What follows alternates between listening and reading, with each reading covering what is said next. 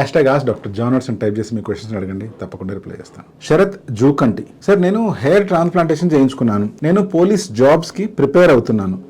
So నేను ground practice చేస్తున్నప్పుడు hair ఏమైనా లాస్ అవుతుందా సార్? మీరు ప్రత్యేకించి అనుకుంటున్న డౌట్ ఏమై ఉండొచ్చు అంటే, మీరు పోలీస్ జాబ్కి ఈ గ్రౌండ్ ప్రాక్టీస్ చేస్తున్నప్పుడు రన్నింగ్ అది లేదా ఫిజికల్ యాక్టివిటీ చేస్తూ ఉంటారు కదా, అప్పుడు వచ్చే విపరీతమైన స్వెట్టింగ్ కావచ్చు, లేకపోతే మీరు రన్ చేస్తున్నప్పుడు కానీ ఎక్సర్సైజ్ చేస్తున్నప్పుడు కానీ డస్ట్కి ఏదైతే ఎక్స్పోజ్ అవుతున్నారో దీని గురించి మీరు వరీ అవుతున్నారని అర్థమవుతుంది. హెయిర్ ట్రాన్స్ప్లాంటేషన్ జరిగిన ఇనీషియల్ డేస్ అంటే 15 to 20 డేస్ వరకు మాత్రం ఎటువంటి ఎక్సర్సైజ్ జోలికి వెళ్ళొద్దండి. హెయిర్ ట్రాన్స్ప్లాంటేషన్ జరిగి 1 month తర్వాత నుంచి మీరు స్లోగా మీ ఎక్సర్సైజ్ని పెంచుకోవచ్చు.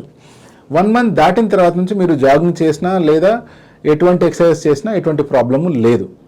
అదే కనుక మీరు స్విమ్మింగ్ చేస్తున్నట్టయితే స్విమ్ క్యాప్ వాడుకొని ప్రాపర్గా మీరు స్విమ్మింగ్ అది చేసుకోవచ్చు.